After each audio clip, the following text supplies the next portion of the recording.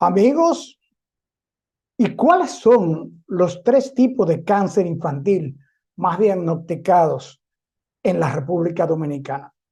También, amigos, curiosidades del corazón que tal vez no conocías. Amigos, sí, los dos principales partidos políticos del país siguen en el día de hoy en los procesos de elección de sus candidatos. Amigos, esto es Consulta Participativa, tu espacio, tu voz. Saben ustedes que transmitimos a través de Carivisión, canales 26 de Claro, Altiz y 22 de Aster. Y que estamos, amigos, en todas las redes sociales. Estamos en nuestro canal de YouTube, Consulta Participativa, al que le pedimos que se suscriban y activen la campanita de notificaciones para que reciban el contenido de nuestras consultas de manera directa y especial. También, amigos, que estamos en Instagram como @consultapar. También estamos en Twitter, X, como @consultapar, en Facebook, Consulta Participativa, y nuestro número de contacto, nuestro número de WhatsApp, 809-769-4500.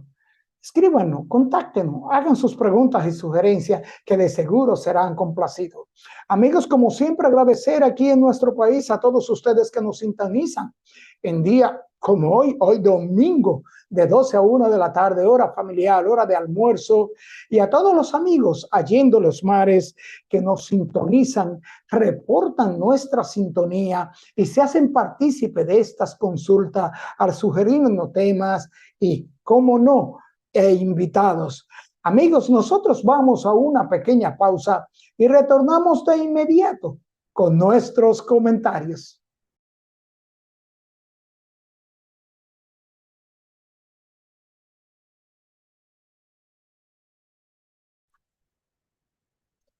Amigos, y ayer sábado concluyó el mes del cáncer infantil en nuestro país. Y amigos, el cáncer infantil es la segunda causa de muertes en niños a nivel mundial, solamente superada por los accidentes de tránsito. Cada año se registran cerca de 280,000 diagnósticos de cáncer en niños y adolescentes de 0 a 18 años. Por este motivo, cada septiembre se conmemora el mes de la concientización del cáncer en niños y niñas. Con la novedad este año del lanzamiento del Plan Estratégico Nacional del Cáncer Infantil 2023-2030 por el Ministerio de Salud Pública de nuestro país. El objetivo de este plan es restablecer los lineamientos para la prevención y control del cáncer infantil en el país. La detención temprana del cáncer en niños le otorga una tasa de sobrevivencia del 70% o más. Las principales patologías oncológicas son la leucemia linfoblástica aguda, los tumores del sistema nervioso central y los linfomas. Esto según la oncóloga pediatra Wendy Gómez, a quien saludamos por su trabajo continuo en la lucha contra el cáncer infantil, quien es también parte del equipo técnico que elaboró el plan arriba mencionado. El principal rango de edad en el cual los niños reciben su diagnóstico y del sexo masculino es un 60%, puntualizó la especialista. Asimismo, definió la creación de dicho plan estratégico como un hito en la historia de la oncología pediátrica de la República Dominicana. Dijo que con esto tendremos estadísticas locales que permitan una evaluación real del panorama local en nuestro país. Pero ¿cómo ha sido el cáncer infantil en la República Dominicana? En la República Dominicana no existe un registro nacional de cáncer infantil, por lo que hay un subregistro, situación que se espera sea cambiada luego de la puesta en ejecución de este plan estratégico. De acuerdo a los datos del Observatorio Global del Cáncer, para el 2020 en República Dominicana se registraron 392 nuevos casos de cáncer en menores de 20 años, con una tasa de incidencia del 10.0 y 181 defunciones para una tasa de mortalidad del 46.1. Ambas tasas inferiores a la regional de las Américas Latina y el Caribe. Para el quinquenio 2016-2020 se reportaron un total de 463 muertes en menores de 20 años relacionadas con algún tipo de cáncer infantil. El pasado 30, es decir, ayer concluyó este mes del cáncer, de la lucha contra el cáncer infantil en la República Dominicana. Amigos, y el pasado viernes 29 de septiembre se celebró el Día Mundial del Corazón, el músculo más fuerte de nuestro organismo.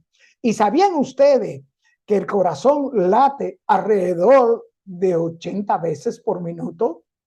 Y lo hace sin descanso, lo que significa que en el transcurso de un día realiza unos 115.200 latidos, 35 millones de veces cada año y más de 2.500 millones de veces a lo largo de la vida promedio. El símbolo que conocemos del corazón se debe a una planta, ya que la tradicional forma con que se simboliza el corazón representa a la hoja de la planta Silphium, planta de origen norteamericana que utilizaban los griegos y romanos en la antigüedad como anticonceptivo. Es por esto que los historiadores consideran que esto se relacionó con el amor y la sexualidad. El corazón de la mujer late más rápido que el del hombre. Y seguro, amigos, habrán ustedes escuchado la palabra "me rompió el corazón". Pues sí, amigo, el corazón se rompe y también puede latir fuera del cuerpo. El corazón puede latir por sí solo, incluso si se encuentra fuera del cuerpo. La razón por la cual el corazón está en el lado izquierdo, según los investigadores, es porque durante su desarrollo el corazón empieza a recibir más células del lado derecho del cuerpo que del izquierdo. ¿Y sabían que el corazón se sincroniza con otras personas? Sí, amigos, un estudio publicado en la revista Soul Reports sugiere que las personas sincronizan su ritmo cardíaco de forma inconsciente cuando comparten una misma experiencia, como una actuación en directo o una conversación personal. Amigos, hasta aquí nuestro comentario de hoy y los invitamos a que nos inviten a nuestra consulta central, donde estaremos hablando con la doctora Anabel Espinosa, médico psiquiatra, sobre la ansiedad, el duelo, sus causas y tratamientos. Volvemos en breve con nuestra consulta central.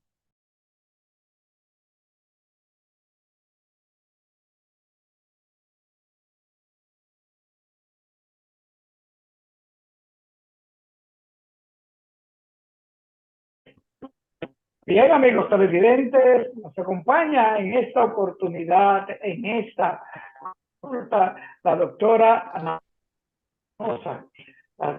Anabel Espinosa, es psiquiatra y una colaboradora de consulta participativa, que nos dedique esta consulta cuya finalidad es llevar orientación a todos los amigos de consulta participativa. Bienvenida a su programa, doctora.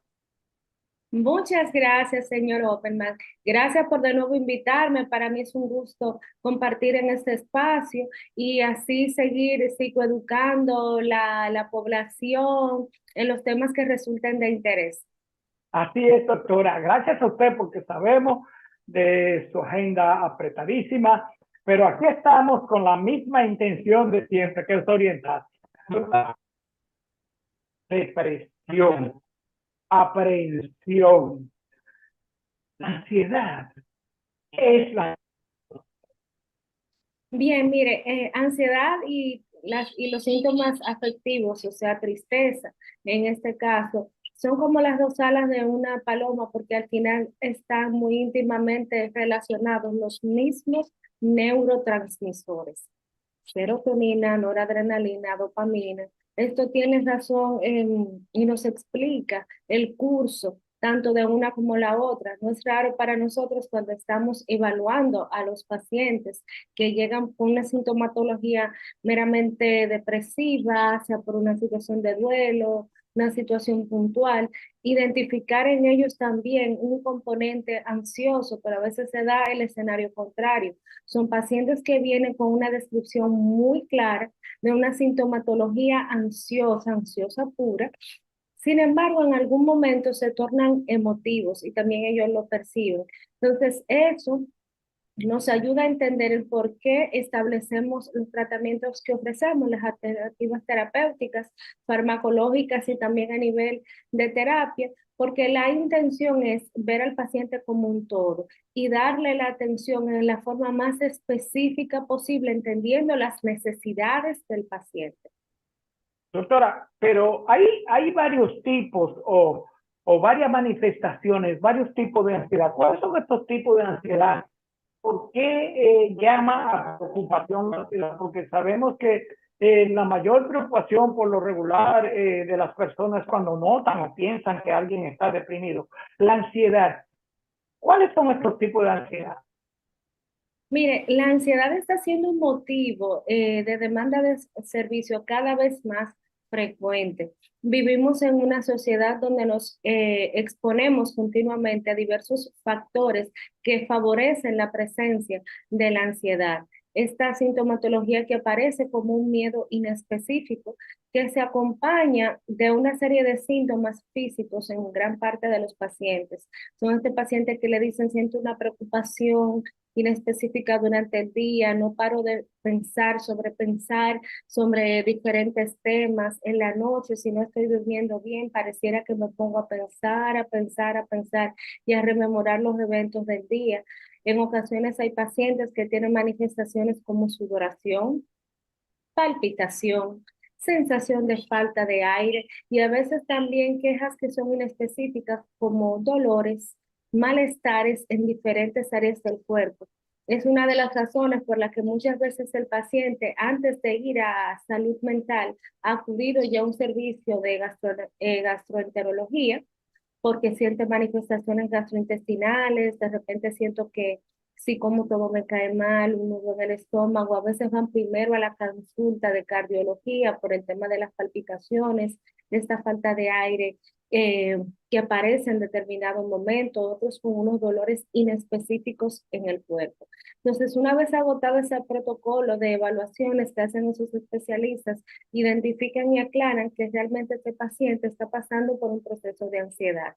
Puede ser tipo ansiedad generalizada, donde esta sensación de angustia se mantiene fluctuante a lo largo del tiempo, pero también puede ser una sintomatología tipo pánico, donde el paciente en determinados momentos empieza a sentir ese miedo súbito, esa falta de aire, esa palpitación, que lo puede llevar es tanto al nivel eh, al que se eleva y cambia el paciente, que es motivo a que vayan incluso por emergencia. Hay pacientes que han tenido que levantarse en medio de la noche y acudir a un servicio de emergencia junto a sus familiares, porque la sensación, la angustia, además de los síntomas físicos, es tan fuerte que el paciente llega a tener miedo de estar perdiendo la vida, de que me va a pasar algo grave. Entonces, muchas veces los pacientes pueden llegar no directamente a la consulta de salud mental, sino, como repito, venir de otros servicios derivados entonces a nosotros.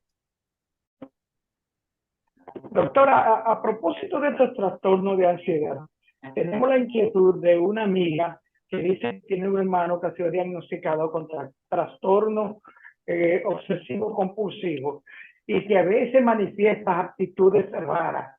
Ella, el temor es si esto pudiera, si el hermano pudiera convertirse en una amenaza y cometer algún tipo de agresión con este padecimiento. La tendencia en el trastorno obsesivo compulsivo realmente no es a ser un paciente agresivo ni a cometer ningún tipo de daño hacia sí mismo o hacia otros. Sin embargo, sí puede causar mucha interferencia tanto en la vida del paciente como de quienes le rodean. Recordemos que este paciente que tiene este pensamiento intrusivo, repetitivo, que no es que el paciente escoge pensar en tal tema o tener tal preocupación, sino que se mantiene como bombardeando constantemente una idea a su cerebro que él busca, la compulsión de alguna manera se convierte en una válvula para él canalizar ese pensamiento. Entonces, por eso es que se dice obsesivo compulsivo.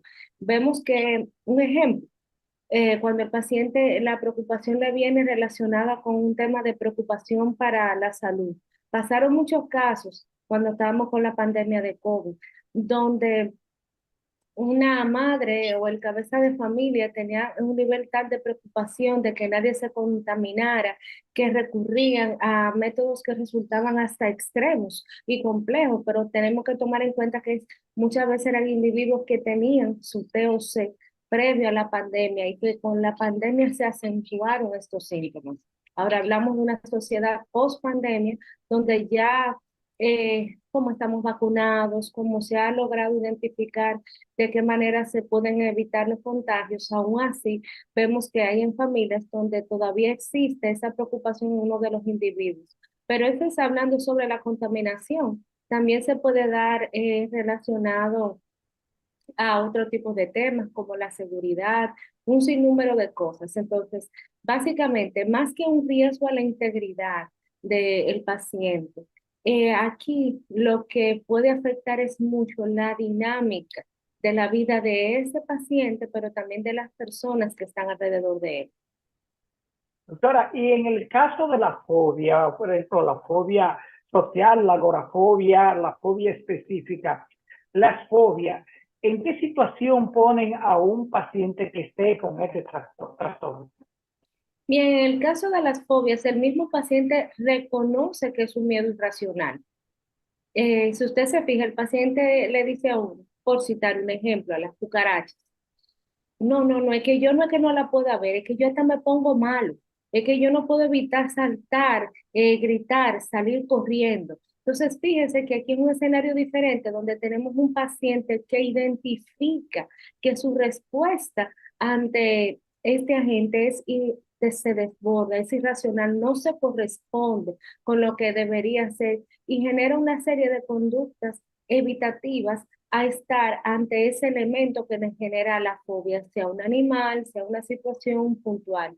Eso se lo digo porque también vemos el caso de la fobia social, donde para algunas personas, más que ese poquito de sensación expectante y preocupación de hacer una presentación, una ponencia, no le estoy hablando ante un escenario donde hayan 10.000 personas, sino en el aula de clase, quizá de frente a algunos compañeros, en una reunión de trabajo junto con los colaboradores, que quizá estén sentados en una mesa 4 o 5 personas más, pero donde hay una fobia social, exponerse a esa situación desencadena una reacción en el individuo en una proporción tal que él mismo reconoce que trasciende a lo que él quisiera y reconoce como correcto.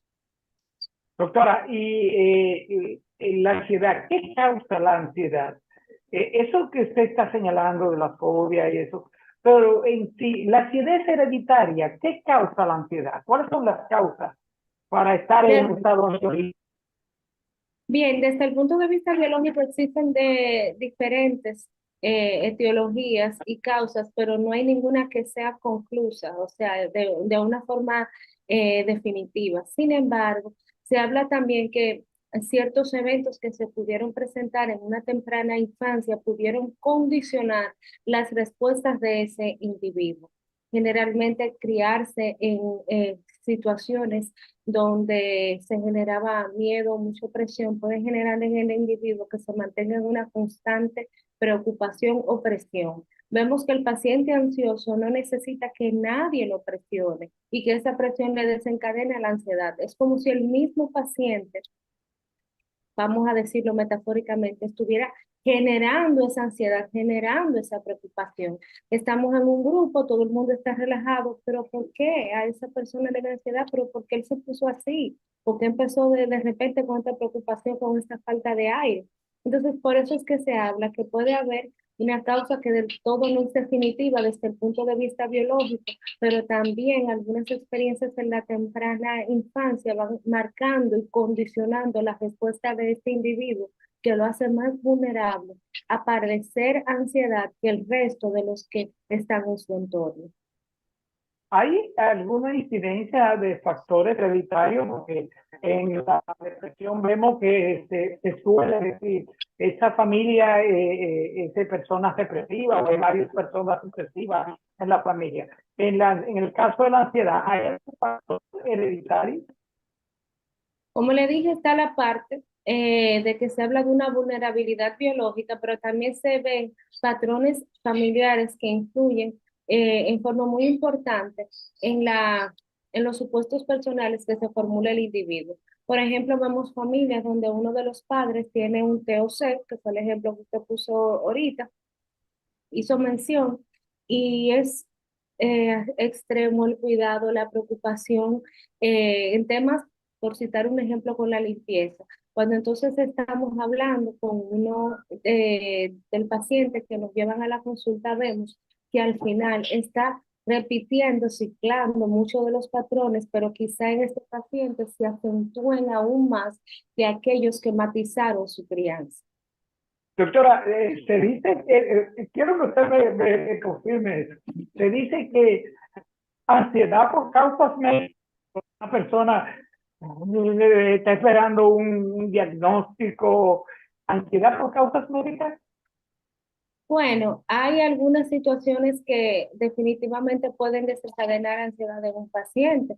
Vemos en pacientes que están pasando o expectantes a un diagnóstico importante o ya han pasado por un proceso de salud complejo, importante, que genera en ellos una sensación anticipatoria de preocupación por lo que puede pasar, porque se repite el evento que puede estar pasando. ¿Me entiendes? Entonces también cuando saben ante algunos diagnósticos en qué puede ser el desenlace o si de alguna manera puede contagiar a otros, y eso hace que es una ansiedad que está relacionada con una patología que está previamente. Doctora, ¿puede ser el trastorno de ansiedad útil? ¿Cuán útil o cuán dañinos son los trastornos de ansiedad? Es una pregunta muy interesante porque hay que diferenciar lo que es la preocupación adaptativa que ha hecho de nosotros como individuos, que nos ayude a organizarnos, a prever, y lo que es la ansiedad. Cito un ejemplo. Tengo una cita a las 8 de la mañana, quizás una persona que no está acostumbrado a madrugar y de repente se preocupa de decir, mira, voy a poner la alarma a las 6:30 de la mañana para poder prever salir a las 6:15 y llegar a tiempo. Hasta ahí hay una preocupación que es adaptativa. Espérate, yo no quiero quedar mal, déjame organizarme, déjame tomarme este tiempo. Estoy pasando por una zona de la ciudad que se entiende que es peligrosa, que han habido algunos incidentes, yo tomo la precaución de déjame caminar por el área que esté más iluminada, déjame estar pendiente a cualquier ruido que me pueda parecer extraño. Esa preocupación es adaptativa. Es parte de los mecanismos que nosotros tenemos para sobrevivir y estar pendientes sobre el peligro o situaciones que puedan aparecer. Sin embargo, en la ansiedad hay una preocupación por la preocupación.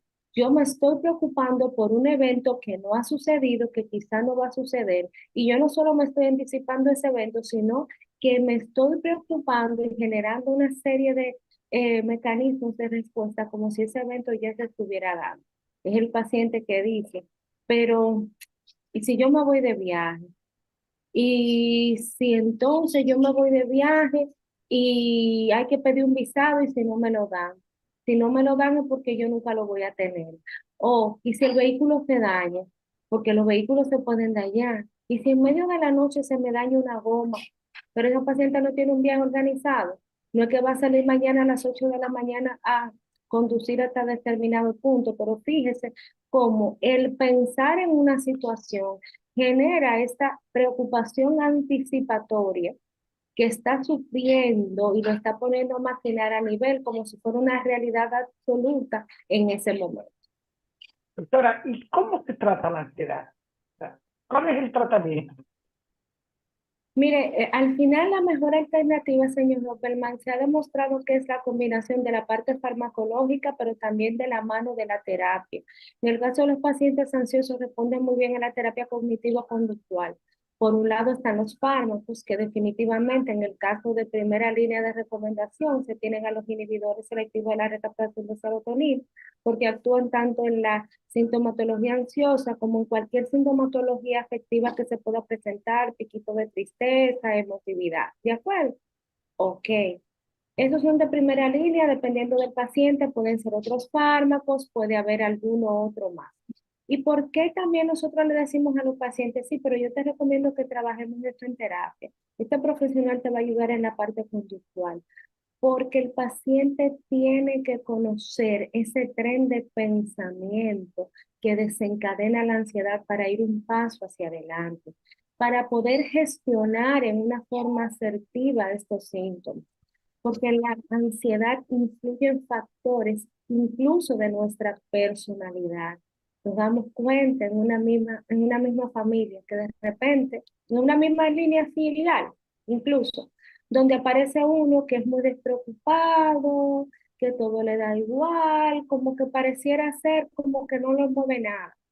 Sin embargo, hay otros de esa misma línea filial donde vemos que se mantiene constantemente sobrepensando, anticipándose a situaciones. Entonces, como yo sé que es una tendencia que tiene ese individuo, yo tengo que también enfocarme en brindarle la oportunidad de desarrollar herramientas para que este paciente, una vez estabilizado con los fármacos, yo incluso si veo que desde la segunda consulta, pues generalmente en la primera uno tiene que dar una atención inmediata, o sea, hay pacientes que cuando están ansiosos, bien ansiosos, están y se les haría muy difícil sentarse y relajarse con un terapeuta, ven, vamos a hablar de tu historia de vida, vamos a hablar de cómo empezaron estos síntomas, o sea, vamos a situarnos en la realidad, yo tengo que atender la necesidad inmediata de este paciente porque viene de pasar un tiempo muy difícil.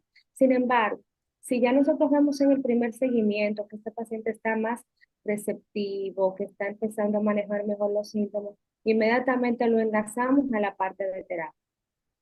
Bien, doctora, pausamos.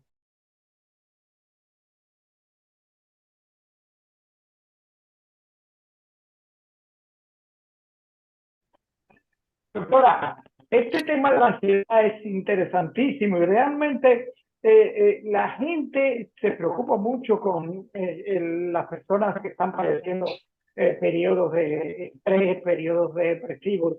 Y al ansioso como que se le ve a veces como interactivo.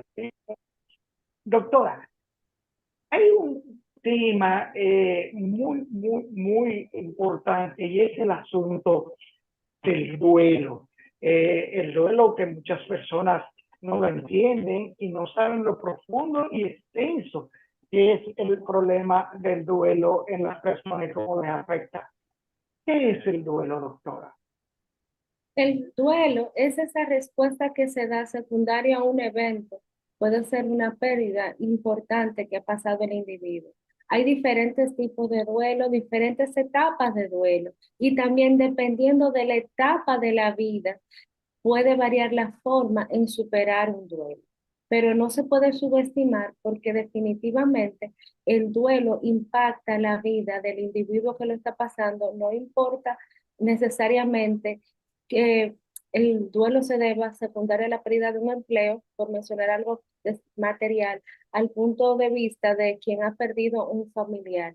La pérdida está y la vivencia, el dolor de cada uno es muy individual, no lo subestimemos. Doctora, usted señala que hay diferentes tipos de duelo y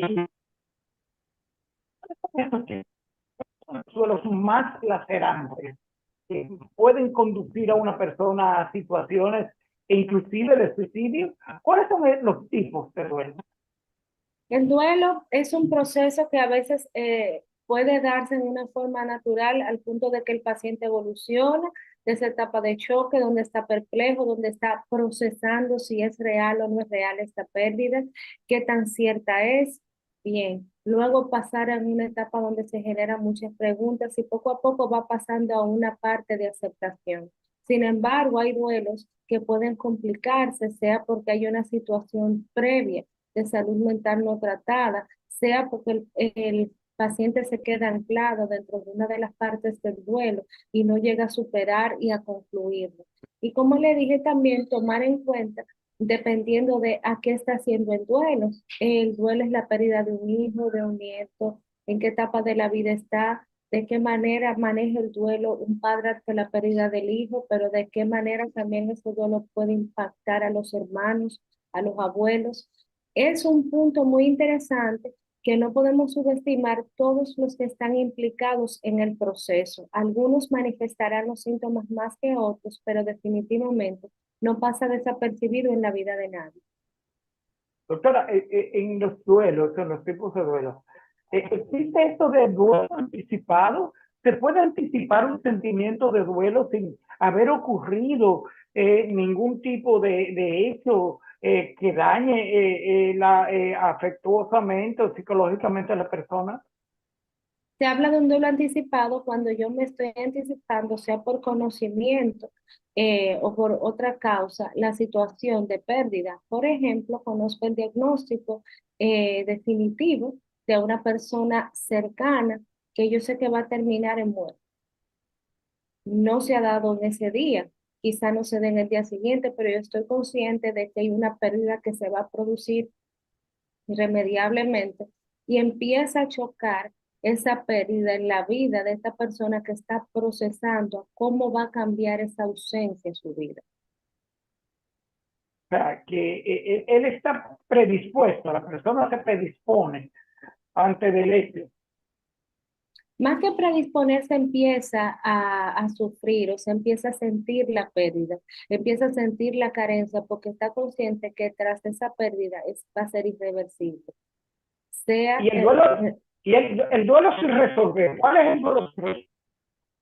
el duelo se dice que hay algunos pacientes que se quedan anclados en una etapa, por ejemplo, que no aceptan y caen en un tipo de negación. No, esto no puede ser, tuvo que haber una explicación. Y si yo hubiese hecho esto, si hubiesen hecho tal cosa, y si yo me hubiese manejado de tal manera, y parecieran anclarse en una etapa donde no logran terminar de aceptar esta pérdida, a reconstruirla y a seguir hacia adelante. ¿Es esto el duelo sin resolver? Duelo, lo que se llama duelo crónico. Sí, porque si usted se fija, no ha quedado, no ha cerrado el ciclo. Se quedaron en una de las etapas, sea en la etapa de aceptación, donde no, que esto no pudo haber pasado, que tiene que haber un error. Hay algunas situaciones atenuantes cuando, por ejemplo, hay una pérdida, fallece un familiar cercano y no aparece el cuerpo por alguna situación. No se le permite cerrar el círculo, ese ciclo de duelo. Entonces esa persona suele quedar con esa añoranza que pasó, que pudo haber sido, existe un rayo de esperanza y otras veces puede ser en la etapa simplemente de conflicto interno, donde está chocado por una serie de emociones y de tristeza, que es normal, o sea, se entiende que debe pasar para llegar a la aceptación, pero hay personas que pudieran quedarse ancladas en esa parte y no llegar a alcanzar la aceptación, y ahí es donde requiere acompañamiento profesional para ayudarlo a ir aceptando el evento. Doctor, ¿y el duelo ausente? El duelo que la persona no acepta lo sucedido o niega lo sucedido. A veces puede pasar eso, como le mencionaba anteriormente, hay personas que se quedan simplemente en la etapa de negación. No pasan de ahí porque hay algún elemento que ellos entienden que falta para comprobar, para cerrar. Es muy triste, porque siempre queda ese rayito de esperanza. Sin embargo, uno lo anima en la terapia, lo acompaña con fármacos si es necesario y se le anima a aceptar y ver las circunstancias atenuantes que nos hacen llegar a la conclusión de por qué ese duelo es real. Tenemos que aceptarlo, tenemos que manejarlo, porque el paciente está perdido tan grandemente en su dolor que le cuesta aceptar esa realidad y parece que se ha quedado simplemente con el deseo de no mirar, de cerrar los ojos y no entender qué puede estar pasando, que ya esto pasó, es una realidad, vamos a asumirla, vamos a seguir hacia adelante. Doctora, y en el caso del duelo desautorizado, es un duelo que no... ¿Por qué se dice duelo desautorizado? No, en mi caso nunca me he sentido cómoda con el término desautorizado, porque yo entiendo que cada individuo es muy dueño de sus sentimientos y el dolor es muy individual. Y habrá que ver qué elemento conecta ese individuo con esa tristeza tan profunda y hace que esa pérdida que parece ajena la vivencie como suya. O sea, que lo del duelo desautorizado, cuando una persona... A veces es que está comparando su duelo, quizá con una situación no resuelta de su vida, y pareciera ser que se está haciendo dueño de un duelo ajeno, pero realmente lo que pasa es que está viendo reflejado una situación de pérdida individual y la está proyectando en el duelo que está pasando por otra persona, y realmente no es que sea un duelo ajeno, esa persona está viviendo esa pérdida como si fuera la propia que quizá nunca se dio. Doctora, las fases del duelo, como otros trastornos, como otras afecciones, el duelo tiene diferentes fases. ¿Cuáles son estas fases del duelo? Primero está la fase de choque, donde ante lo inminente, incluso a veces, aunque se sepa que va a tener un final tal, o sea, una persona que estuvo quizá muy complicada de salud y ya avisaron los médicos, bueno, ya vamos a llevarlo a la casa para que muera junto a sus familiares, pero a veces aún teniendo esa información, una cosa es yo saber racionalmente, bueno, yo sé que ya son pocos días que le quedan con nosotros, pero otra cosa es yo cuando llega ese desenlace final y vemos que pareciera ser que me cuesta aceptarlo, me cuesta procesarlo. Luego llega una etapa donde se cae en, ya entendí, ya esto pasó, y se conectan con emociones muy profundas.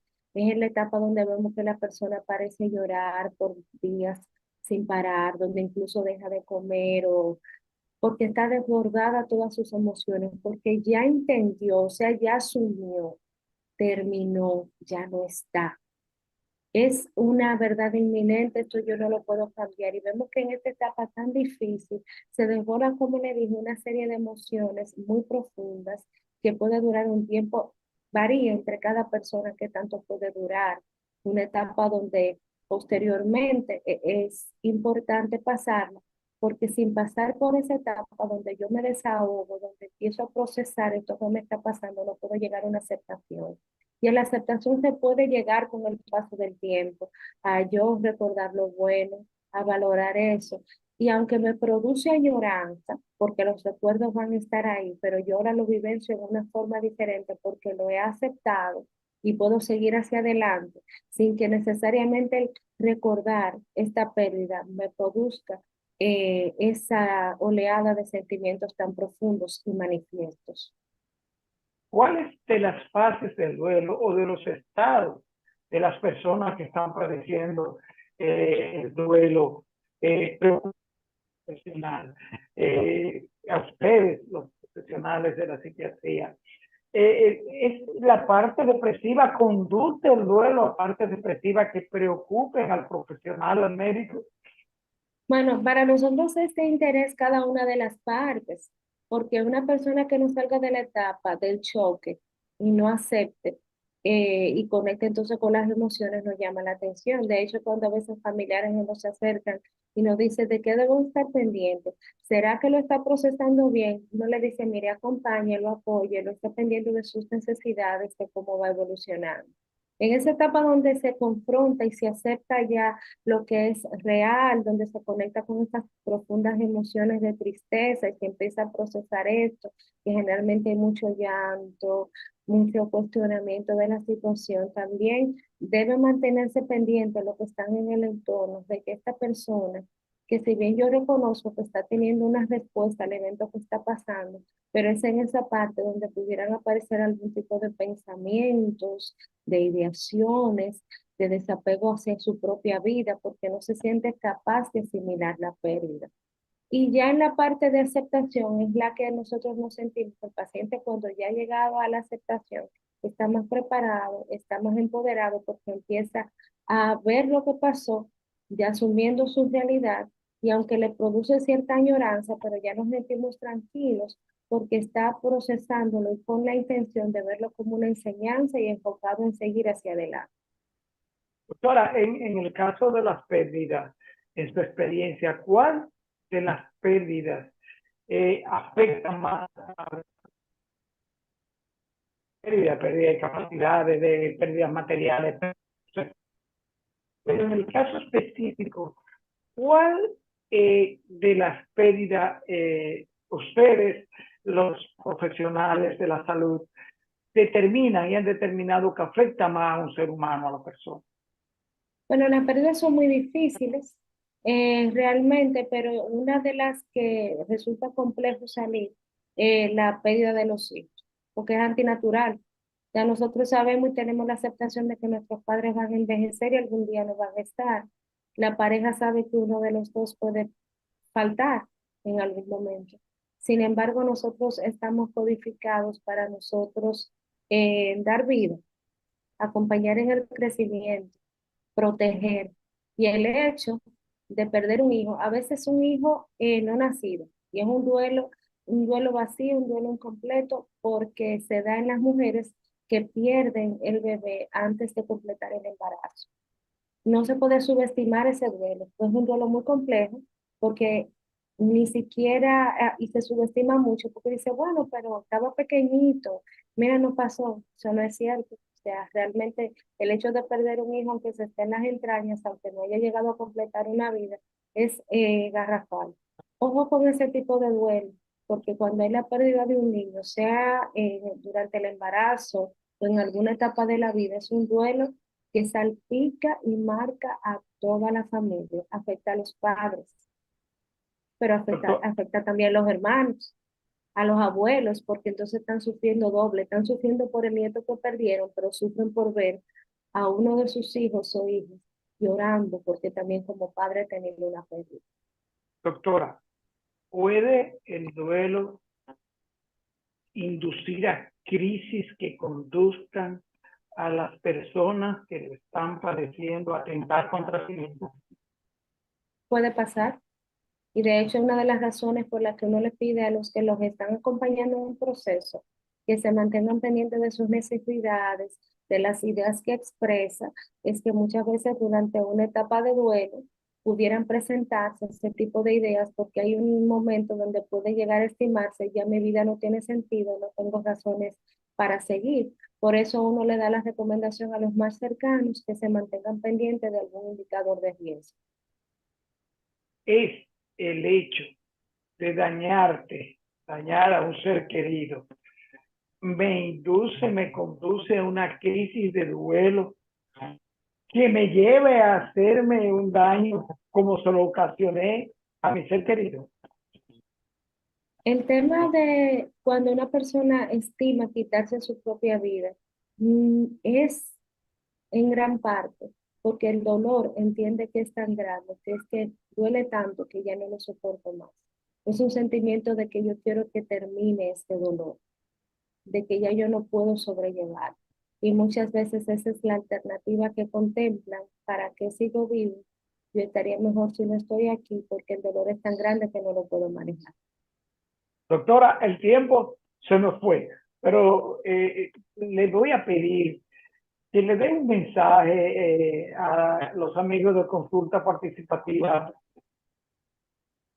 del duelo, porque ciertamente hemos en nuestro entorno experimentado situaciones con personas que conocemos que en un estado de duelo pierden hasta el deseo de vivir. Digo, de consulta participativa, doctora. Para aquellos que están acompañando a personas que están en un proceso de duelo, estén pendientes de sus necesidades, de lo que comunican, no solamente en los días posteriores al evento de la pérdida, sino también en lo que queda por delante. Porque muchas veces cuando pasan los rituales fúnebres, es donde el dolor nos pega más fuerte, porque me topo con esta nueva realidad con la que me toca vivir. Y a quien esté pasando por un proceso de duelo, es duro, es difícil. El dolor puede llegar a ser tan fuerte que se siente como si fuera algo físico, como si se desgarrara el alma en dos. Pero independientemente de cualquier circunstancia y esperanza, hay que hablarlo, buscar apoyo, comunicar sus necesidades, que donde hay esperanza siempre vamos a seguir adelante y no duden en comunicarnos y en buscar apoyo. Doctora, no podemos despedirla sin que le diga a los amigos de consulta participativa dónde pueden comunicarse con la doctora. Bueno, pueden buscarme en las redes sociales como doctora Anabel Espinosa, psiquiatra, y también a los números 809-221-3601, 829-599-0365, y con todo el gusto estoy aquí para brindarle la atención que necesiten. Bien, gracias al alma, doctora, por concederle esta consulta.